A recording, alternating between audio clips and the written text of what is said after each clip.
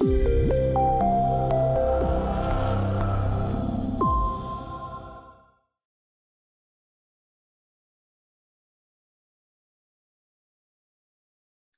you, Rachel. First of all, it's wonderful to be here at the ICOM conference and share with you a case study. Unfortunately, this is a COVID case study, and I know no one wants to talk about COVID anymore. But there are some instrumental lessons that we learned to navigate the crisis that are really driving value creation at Northwell and engagement with our employees. And we're going to take you through that detail. If we can go to the next slide.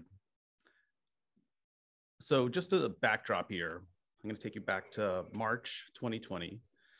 New York was the epicenter of COVID in the United States. Northwell, the organization I work for, was the epicenter of COVID in New York.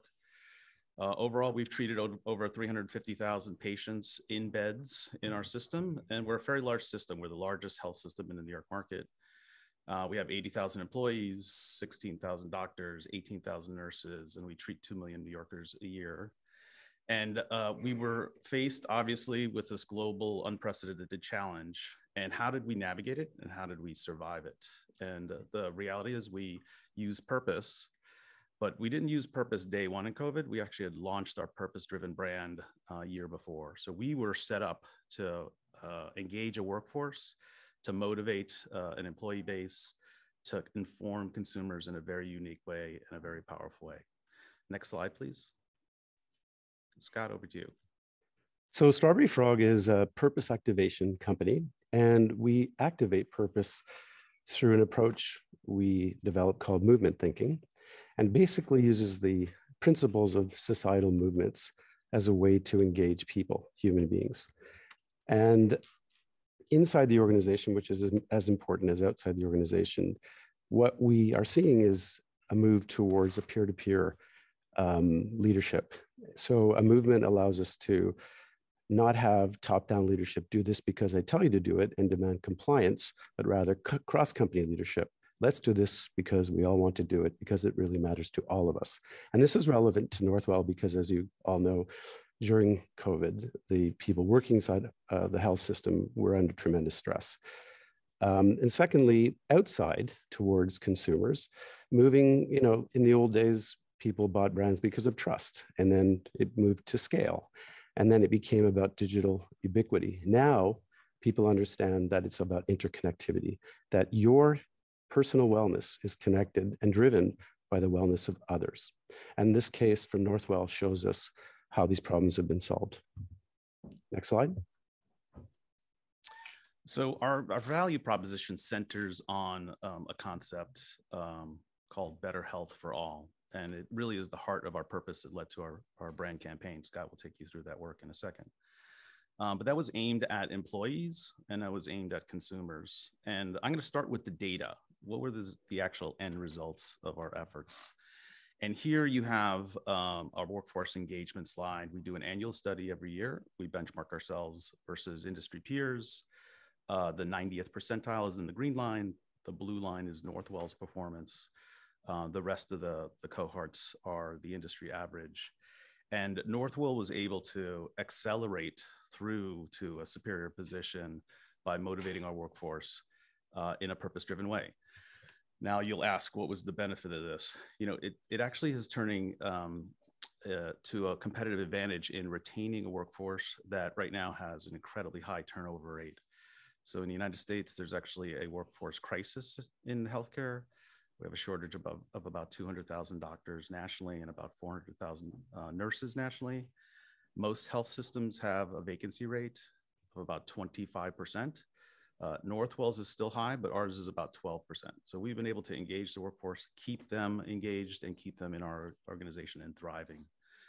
Next slide, please. And on the consumer side, the benefit is equally as great. So through COVID, Northwell has been able to take a leadership position from a brand standpoint.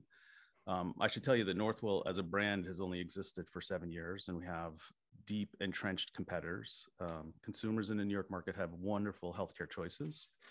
And through differentiating ourselves through a purpose-driven brand, we've been able to build scores at historic highs for us, whether it's unaided awareness, awareness, all the traditional brand metrics, net promoter, we are at historic highs and are trumping our competitors in a very meaningful way. Next slide. Scott, back to you. So as Rachel explained at the beginning, purpose is a higher order idea that guides you and inspires beyond the day-to-day of the business. But purpose without activation, I like to call it Febreze, meaning it's toothless. Next slide. So the challenge is how to activate that purpose.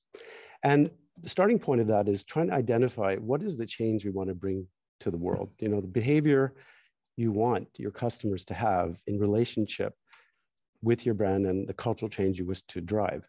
So we're going to show you an example where we have this meta movement idea, which we're called Raise Health.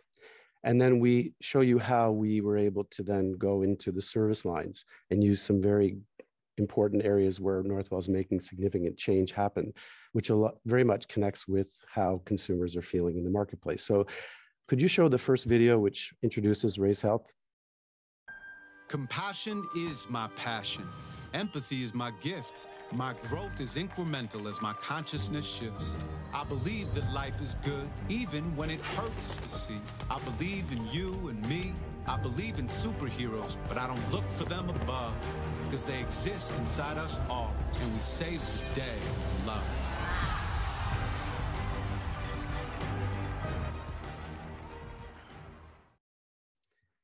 And then we go to the service lines. We looked at a number of different areas. One was women-centric, the fact that most medical therapies were designed around men and men's bodies and not women. So it's an important issue in that Northwell has just launched the Women's Institute of Health, where all the doctors are certified and the medical professionals working there are certified to work on women's issues. And then a number of other areas. And those areas both include service lines and therapy areas, but also social issues that Northwell is taking a stand against, such as gun violence, food deserts, and a number of other important issues facing urban centers across the world. But let's look just at one example, which is the women's issue. If you could please click the video on the left. The default in medicine has always been man. Problem is, more than half the population are women. We have been understudied and misdiagnosed for too long. So Northwell created the only network of experts devoted to every aspect of women's health. When we raise the health of women, we raise everyone. Next slide. Next slide, please. Slide. Yep, sorry. Wonderful. And closing out this conversation, I hope we've given you a tantalizing taste of purpose in action. For Northwell, I honestly don't think we could have thrived through the crisis the way we did as an organization. We represent an industry that ran towards the flames to keep consumers safe. That was a moment of heroics for the industry and really kind of an unsustainable model. But by communicating appropriately through purpose to our workforce, we were able to energize them through the crisis and bring consumers along for the ride. I will tell you that a purpose-driven approach tied with a very aggressive comm strategy where we anticipated the crisis trajectory, early phase driven by uncertainty, where we flooded the marketplace with information, make sure consumers really understood what was going through, particularly when our competitors were pulling back from communications, viewing it as an expense, really set us apart from all of our other peers. And I believe New Yorkers really appreciated it, as did our workforce. So Rachel, I'm gonna hand it back to you. Thank you guys for your time. Really enjoyed sharing with you this case.